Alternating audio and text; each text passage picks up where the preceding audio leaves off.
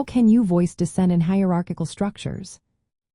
Imagine being in a room where everyone is expected to agree, and speaking up feels like walking on thin ice.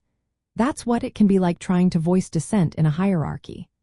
Hierarchical groups, like workplaces or organizations, often emphasize obedience and conformity. This makes it tricky for lower-ranked members to share opposing views without risking negative consequences. But it's not impossible to find ways to speak up. One way is through upward dissent. This means directly sharing your disagreement with someone in a higher position. To do this successfully, you need to frame your concerns as constructive rather than confrontational.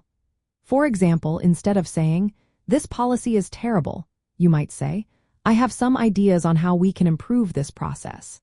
It's important to choose the right moment and tone to avoid being seen as challenging authority. Another method is lateral dissent, which involves talking with peers or coworkers about issues. This is often safer because it doesn't directly threaten those in charge. Sharing concerns with colleagues can help you feel supported and may lead to collective action later. However, if these discussions stay within the group, they might not lead to actual change in the organization. Displaced dissent is when you express disagreement outside of work or the organization, like with friends or family. This can be a way to vent or process frustrations, but doesn't influence the organization itself. It might also indicate that internal channels for dissent aren't safe or effective. Power dynamics play a big role here. Those higher in the hierarchy usually have more freedom to dissent because they have more influence and less fear of retaliation. But as people move up, they often become more aligned with organizational norms, which can make dissent less likely. Lower-ranked members often hesitate because they worry about losing their job, social exclusion, or facing retaliation. Organizational socialization also matters.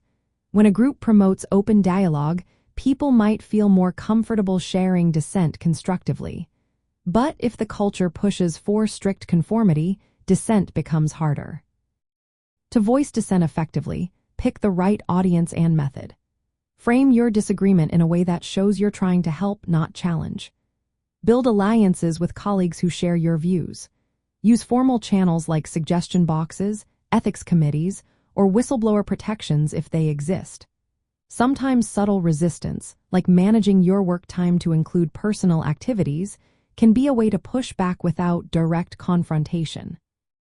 Understanding these strategies helps explain why some people speak up while others stay silent.